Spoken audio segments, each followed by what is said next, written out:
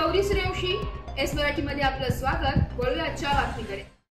महाराष्ट्रात प्रशासकीय सुधारणा करण्याच्या दिशेने मोठा निर्णय घेण्याची तयारी सुरू झाली आहे। राज्य सरकारकडे 20 नवीन जिल्हे आणि 81 नवीन तालुके निर्मितीचा प्रस्ताव आलाय।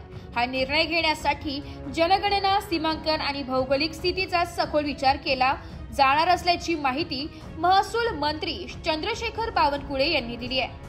मंत्री बावनकुळे यांनी स्पष्ट केले की जिथे खरी गरज आहे तिथे जिल्हा आणि तालुके निर्माण केले जातील। लोकांना सरकारी सेवा सहज मिळावी आणि प्रशासकीय कार्यक्षमता वाढावी हा या निर्णयामागचा मुख्य उद्देश आहे। नव्या जिल्ह्यांची निर्मिती झाल्यास अनेक भागातील नागरिकांना जिल्हा मुख्यालय गाठण्यासाठी होणारा प्रवासाचा त्रास कमी होईल, तसेच स्थानिक विकासालाही गती मिळेल। शासनाकडून सुरू असलेल्या उपक्रमांबाबत माहिती देताना महसूल मंत्री म्हणाले की शेतकऱ्यांचे शेत रस्त्याचे मॅपिंग करून त्यांना क्रमांक देण्याचे काम हाती घेण्यात येणार आहे।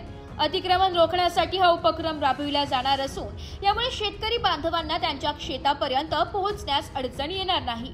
महाराष्ट्र हे असे मॅपिंग करणारे देशातील पहिले राज्य ठरणार आहे असेही त्यांनी सांगितले।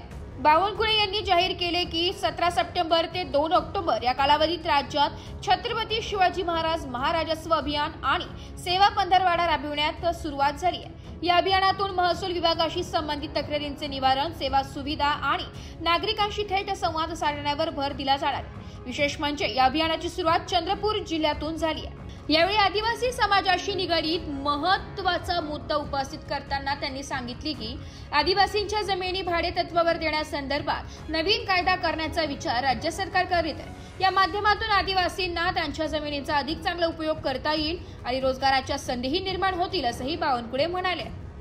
वृत्त संकलन विभाग, एस मराठी न्यूज, नाशिक। नवीन ताज्या घडामोडी जाणून घेण्यासाठी आमच्या एस मराठी न्यूज चॅनलला लाईक करा, शेअर करा, सबस्क्राइब करा आणि बेल आयकॉनला क्लिक करायला विसरू नका।